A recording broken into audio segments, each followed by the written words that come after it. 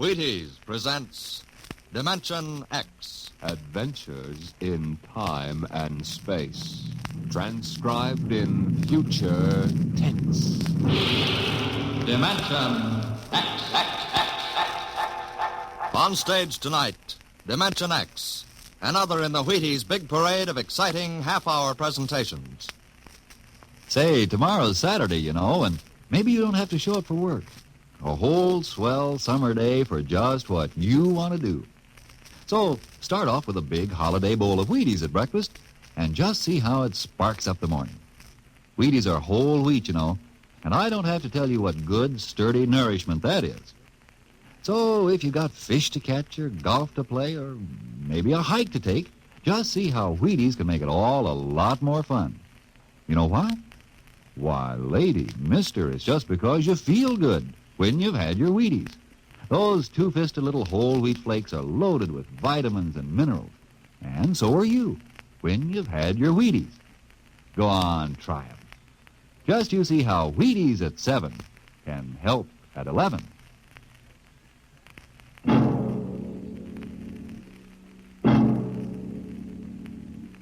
When the first space rocket lands on Mars, what will we find?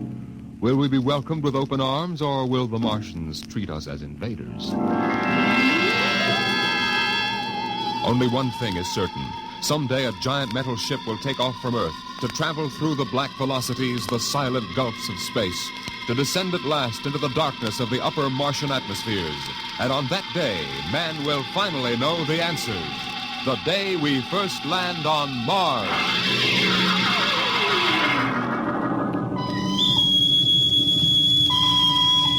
Now hear this. Now hear this. Approaching critical deceleration. Fasten gravity suits. Stand by to land. Mr. Lustig, what do you make of the terrain? There seems to be a heavy ground, Miss Captain. We won't be able to use our infrared lights. And we'll have to come in on radar. Wasn't that a little risky, sir, landing in the dark? I'd rather run the danger of a blind landing, Lieutenant, than come in without the cover of darkness. Remember, we don't know what kind of reception is waiting for us down there. Airspeed 500. Altitude now 4,000. Bridge to engine room. Stand by for deceleration. Engine room, aye. Fire forward tubes 1 and 3. Aye. Skids down. Skids, check. Altitude 500. 4. 350. 3. Up a point now. All right. Let's set her down. Look out! Cut the power. Masters pipe battle stations. Aye, sir. All secured, sir. Well, we're on Mars. April 20th, 1987. 4:33 Greenwich time. Enter that in the log, Masters. Aye, sir. Well, gentlemen, it's less than 2 hours till dawn. As soon as it's light, we'll send out a landing party. Masters, get me an all-over hookup. All set, Captain. Now hear this. Now hear this. All right, men. The smoking lamp is lit. We're 17 men on an alien world. And it's up to us whether we ever get home again. Next few hours should tell the story. And I want instant obedience to all commands. I'll court-martial the first man who doesn't jump to when he's ordered. And one other thing. We may be on Mars, but this is still a United States naval vessel. Officers will conduct a personal and weapons inspection in 1 hour. That's all. Inspection, Captain. Now? Mr. Lustig, we've got an hour and a half to sweat out before we find out what's outside that airlock. I'd rather have a man worried about his stripes than about what's waiting outside on Mars.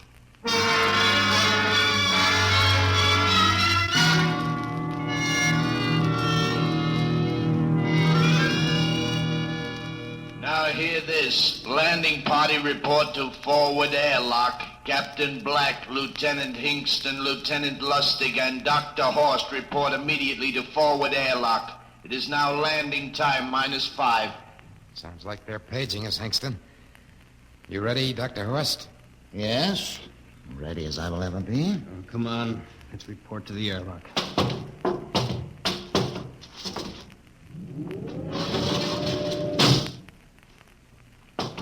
4 minutes to go. Where's the captain? Who knows? What difference does it make? Just want to get it over with, that's all. Has anybody got a cigarette? I think you're smoking too much, Lieutenant Lustig. Are you nervous? Lay off, will you, Horst? Wondering what's hidden outside underneath that ground mist? Very unusual planet, Mars. Why? It has an atmosphere. Wonderful thing, an atmosphere. Where you find one, you find life. You mean Martians? What do you think they'll look like? Who knows? Intelligent life can take many forms. You mean they may have green skins and eyes on stalks or something? The comic book conception is possible. Or they may have developed to a point that is far beyond us. Perhaps they have a science that can produce weapons far more dangerous than our atomic missiles. You think we may have to fight our way out? After all, we are invaders. Now hear this. Landing time -2. Landing All time right, -2. we heard this. I know what I'd like to find outside that airlock. Good old Illinois. You ever been there, Lustig? Only Chicago. Well, you ought to see my hometown. Green lawns, big white houses. Sounds like my hometown. My grandmother used to have one of those iron deers on the lawn. Every Halloween, we'd paint it another color. One time, we painted it black and white like a Holstein cow. Where does your family live, Horst? I have no family. When I was a child, they were gassed to death in the Dachau concentration camp. That's tough. Oh, it has its advantages. I have no ties on Earth. Nothing to lose now. I imagine I'm the only one on board who is free to enjoy our present peculiar position. All right, Lustig. You can button it up now. Aye, sir. Now, gentlemen, in 1 minute, we'll be the first men to set foot on Mars. Quite an honor, eh? As long as the medals are not awarded posthumously. Still uneasy, Dr. Horst? Captain Black, I've been uneasy ever since I can remember. On Earth and on Mars. Now, 30 seconds. Give me the intercom phone, Lustig. Masters? Aye, sir. Battle stations to be manned till we return. If we're not back in 2 hours, I want no rescue party sent out. Blast off and save the ship, you understand? Aye, sir. All right, gentlemen. 5 seconds. 4, 3, 2, 1. Lustig, open the outer airlock.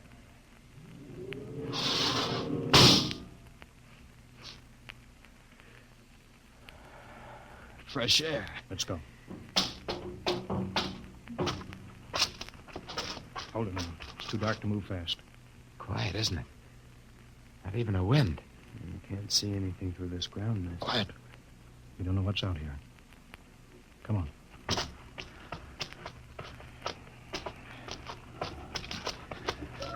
What the... Quiet, Captain. I could swear that sounded like a rooster. I don't hear it anymore. A very unlikely sound. A rooster crowing on Mars? Kingston. Aye, sir. Set that machine gun 25 yards to the flank. We'll stay here till the ground mist lifts. Aye, sir. What do you make of the ground, Horst? Grass. Plain grass. You could see some large foliage there where the mists thinned out. What the heck is that? Kingston! Hold your fire, you fool! I hit it, Captain. What? Some kind of wild animal. I hit it. I could see the tracers, but it's still standing. Come on, Horst. Doctor, where are you? Up ahead. Admiring the wild animal. Careful, Horst. Wait for us. Don't worry, Captain. Huh. It's an iron deer. A lawn ornament. That's impossible. It's hollow. Interesting, isn't it? A whitewashed Victorian iron deer sitting on a lawn in the middle of Mars. I don't understand. Look around. The mist's lifting. Captain, look there. A house, a regular old-fashioned house. On Mars. Good Lord. I haven't seen carved scrolls and gingerbread like that in years. Look at that port swing. The geraniums. There. I told you it was a rooster, Captain. Give me the glasses, Lustig. I want to take a look through that front window.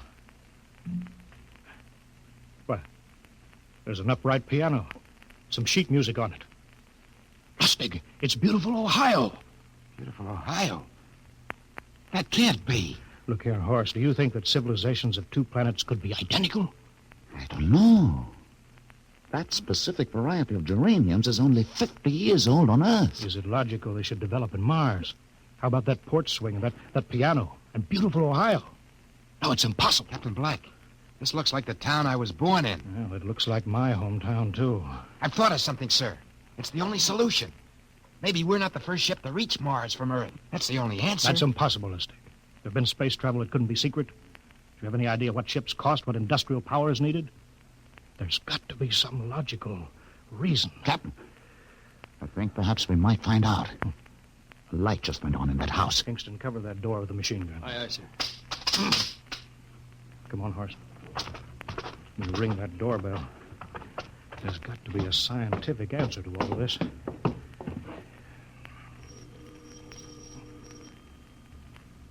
There's something moving in there. Stand back, Horace. Give me a clear shot. Maybe a Martian. Can I help you? We were looking... Well, if you're selling anything, it's much too early. No, wait a minute. What town is this? What do you mean? Are you census takers? No, we're strangers here. We want to know how this town got here. Is this a game? No, it's not a game. We're from Earth. From where? From Earth. Do you mean out of the ground? Hey, are you sure you're feeling well? Madam, we came in a flying ship across space. We're from the third planet. This is Mars. Now, do you understand? Mars. You go away now, you hear? I'll call my husband from upstairs, and he'll chase you. Now, go on. This is Mars, isn't it? This is Green Lake, Wisconsin, in the United States of America. Bounded on the east by the Atlantic and on the west by the Pacific. Now, go away. Goodbye. Horace, do you suppose it's really possible? I've got to find out more about this. For the last time, now, go away. Pardon me, madam. What year is this? Year? Well, 1928, of course. Oh, for goodness sake. You hear that, Horst? And we know it's 1987. And we know it's Mars. Is it possible that we got fouled up, made some tremendous blunder, and circled around and landed back on Earth? In 1928? Well, maybe some switch in time or dimension. Could we have shifted somehow and gone backward in time? Horst, it won't hold water. It's not logical. We've checked every mile. We went past the moon and out into space.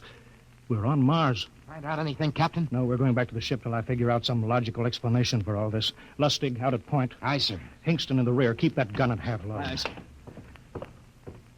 Horst, there's got to be some cold, logical solution. Captain. What? That house down the street.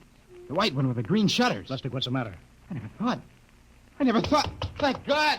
Thank God. Lustig, come back here. He's running for that house. That crazy fool, after him quick. Lustig, stop. Come down off of that porch. Grandma! Grandpa! Lustig, what the devil do you think you're trying? Grandma and Grandpa, it is you. Lustig, what's going on here? Albert, why, it's been so many years. How you've grown, boy. Oh, it's so good to see you. Lieutenant Lustig. Oh, Captain. Grandma, I want you to meet my friend. This is Captain Black. Captain, I want you to meet my grandfolks. Howdy. Any friends of Albert's is friends of ours. How long you been here, Grandma? Oh, good many years. Ever since we died. Ever since you what? Oh, yes, sir. They've been dead 30 years. What? You mean to tell me that Mars is heaven? Oh, nonsense, no. All we know is here we're alive again. And who are we to question God's infinite ways? Lustig, we're going back to the ship. But, Captain, I want to talk to my Lieutenant grandfolks. Lustig, I don't like any part of this. You come back with us, I have to club you and carry you. Yeah, but, sir, That's they're enough. my... Heaven only knows what they've run up against back of the ship.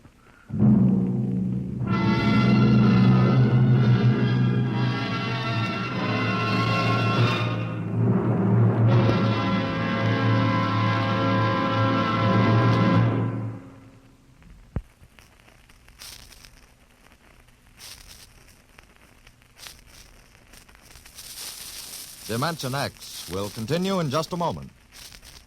Well, now let's come back to Earth for a moment. And what's more appropriate than Wheaties and baseball?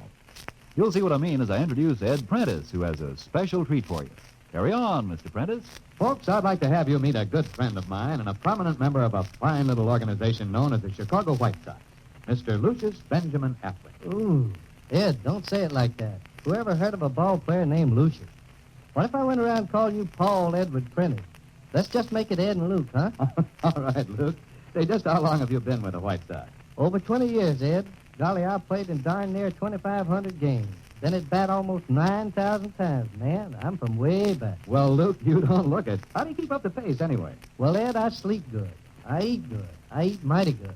Wheaties about 4 mornings a week. Those little old flakes put a lot of snap, even in an old-timer like me. Must be because they're 100% whole wheat. I sure like Wheaties and milk and fruit. You know, Luke, that's exactly what I hear from a lot of ball players and plenty of other people, too. No wonder they call Wheaties the breakfast of champions. Well, thanks, Luke Appling and Ed Prentice. You know, folks, you may not be a champion ball player, but Wheaties can help you feel like one. So try 'em. Wheaties, that is. See how Wheaties at 7 can help at 11.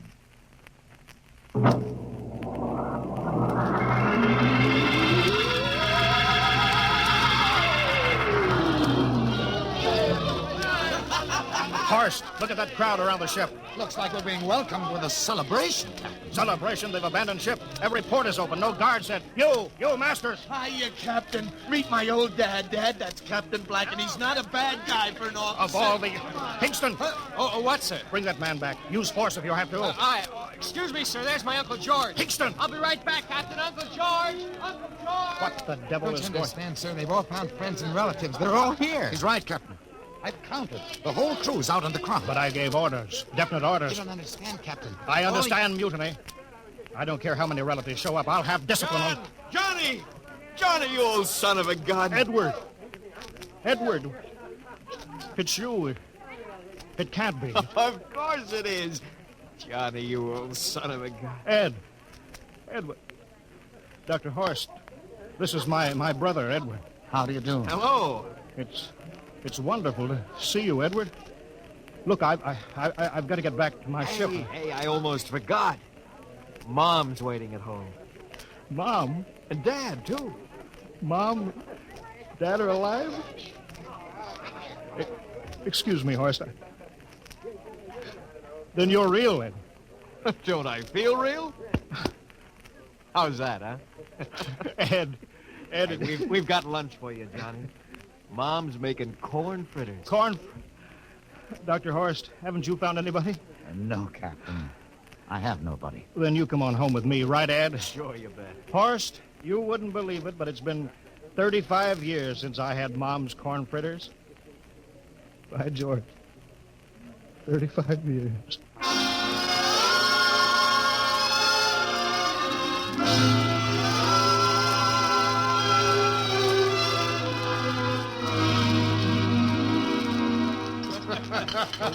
And there's plenty more in the kitchen, so don't hold back, Johnny. You too, Dr. Horst. Well, Johnny, you're still in the Navy, huh? That's right, Dad. I'm in command of the ship. We're an old Navy family, Dr. Horst. All 3 of our boys in the service. Ed was the best pilot in the Pacific. What did happen, Ed? Oh, what's the difference? I'm here now. Oh, you know, it's almost perfect. All we're missing is your brother Will. Then the whole family could be together. Well, it won't be long, Mom. Will's in charge of the XR-54. That's the next rocket coming out to Mars. Well, little Will. When does he leave, Johnny? Takeoff scheduled for September, but it depends on what we report. There's no question about that now, eh? Christmas together again. That'll be something, huh? Yes, sirree. Well, this calls for a celebration. How about a little of the old dandelion wine, eh, Johnny? Now, Father, don't you go giving Johnny too much wine. Oh, he's a big boy now, Mother. Well, sir, isn't everything just fine? Just fine.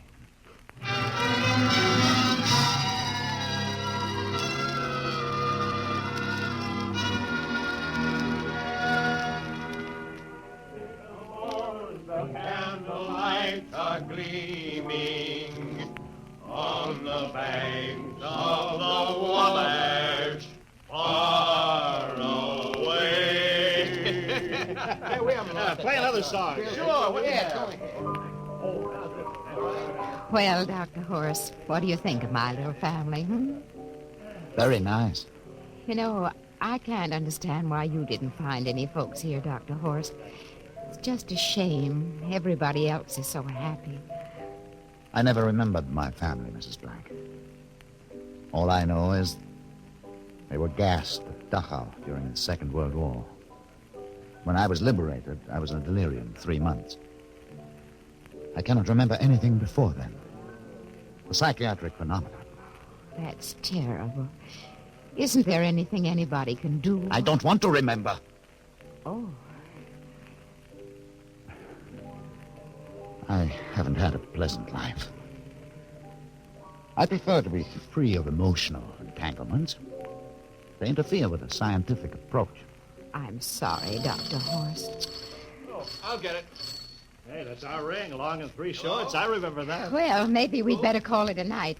You must be getting tired, Johnny. I'd better be going back to the ship. Oh, nonsense. You stay the night. We insist. Oh, I just couldn't rest thinking of you all alone on that ship. Oh, I'll be all right. Well, good night. Oh, wait a minute, Dr. Horst. That phone message was for you. Me? Yeah, that's right. A message from Anna. Anna? I don't remember any Anna. She asked if you were better. Perhaps she's someone you knew at Dachau. Anna? She said she's coming over here first thing in the morning. So you'll have to stay over. Yes, well, but... that settles it then. You stay here, Horst. You can bunk with me in my old room. Oh, but Johnny, we thought you'd like to be with Edward. So you could talk the way you used to. Well, we can't put Dr. Horst on the daybed. I think we better share the room tonight. There'll be plenty of time for talking, Ed. I guess so. Well, I suppose I better drop back to the ship. You know, Ed, security check. Well, why do you have to do that here? Well, I don't know. There's no good reason, I guess. Well, suppose we skip it tonight. Oh, sure. Well, good night, everybody. Oh, it's good to have you home, Johnny. It's good to be home, Mom.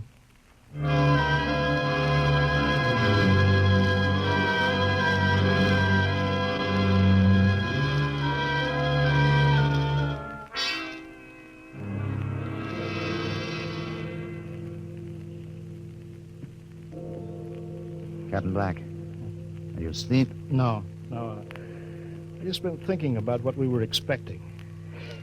Green-skinned Martians with eyes on stalks. All the time there was only Mom and Dad and Edward waiting. It's funny what tricks your imagination can play on you. Yeah, I guess Mars is heaven, Horst. I've been thinking about Martians, too. Captain, just suppose there were Martians, and they saw us land. Suppose they thought of us as invaders. What would be the best weapon they could use against our atom bombs? I don't see what you're getting at.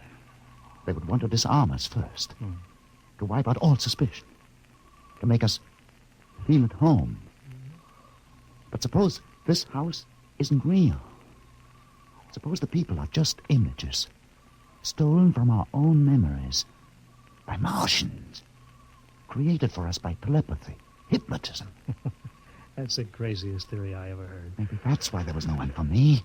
Because in all my life, there is no happy memory, no real loved person. How about that phone call from Anna? Yes, Anna. I didn't remember who she was, but I do now. I just remembered. When I was freed from Dachau, sick, delirious, I raved about a wonderful, kind nurse named Anna that took care of me. There you are. It's logical. She's coming to see you tomorrow. But there was no Anna. I'd been nursed by a man. What? Anna was only a dream. And there's only one way they could have learned about her. By reading my subconscious mind. But that's impossible, Horst. Why? The whole crew was thinking of home. Suppose the Martians read our minds. Yes, but if there are Martians... If there are, they have us separated. Each man in a different house. Sleeping. Trusting. No one at the guns. I left my pistol downstairs. Do you think there's something to this, Horst? It's a... Who would suspect his own mother? His grandparents? How easy. Just a knife in the heart of each sleeping man. It's impossible, Horst. We've got to get back to the ship. Listen. The crickets have stopped. Come on. We don't know when they change back to me. Whatever they really are. Where are you going, John? Ed, well, we wanted to drink of water. That's all, Ed. You're not thirsty, John. You don't want to drink. You don't want Look out! to drink. His face, it's changing! And his hands, he's a Martian! Run, horse! Get Run! away, John. You can't get away. This way, horse! Horse, where are you?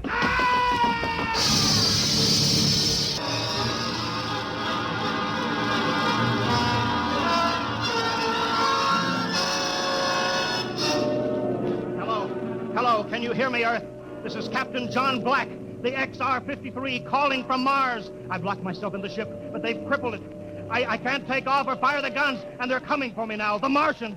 I'm all alone here. All the rest are dead. Hinkston, Lustig, Dr. Horst. Poor Horst, he didn't even reach the door. Listen, they're trying to break through the hull now. Edward and Mom and Dad and all the folks. But they're changing now. Melting and changing back into... They're Martians. Can you understand me? Martians, not men. They made us think that Mars was heaven, and we fell into the trap. Can you hear me, Earth? You've got to stop the next rocket. Tell my brother Will. Tell my brother Will not to come. They'll trap him, too. They'll kill them all. Hello, can you hear me, Earth? This is John Black on Mars. Hello, Earth. This is John Black on Mars.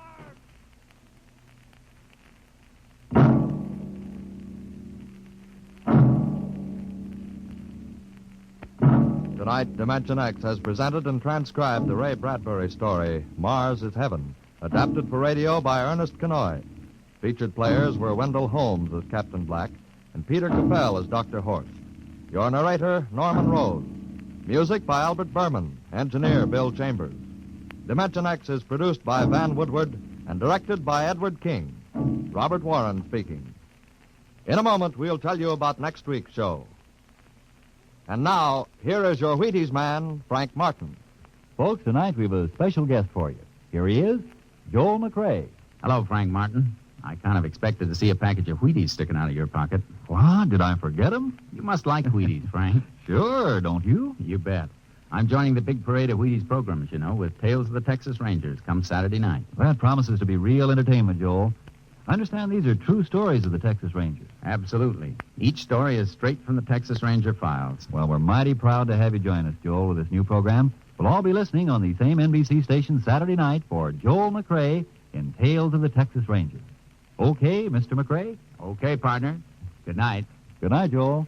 And friends, be sure to listen Saturday, that's tomorrow night, to Joel McRae and his new program, Tales of the Texas Rangers. And get your Wheaties, everybody. And this is the Wheaties man, Frank Martin, inviting you again to listen tomorrow night to Joel McRae in Tales of the Texas Rangers on the Wheaties Big Parade. See you then. Next week, the story of the strangest case ever recorded in the files of the Bureau of Missing Persons. The case of the Man in the Moon. You'll hear the whole story next week when we venture once more into the unknown world of... Dimension X.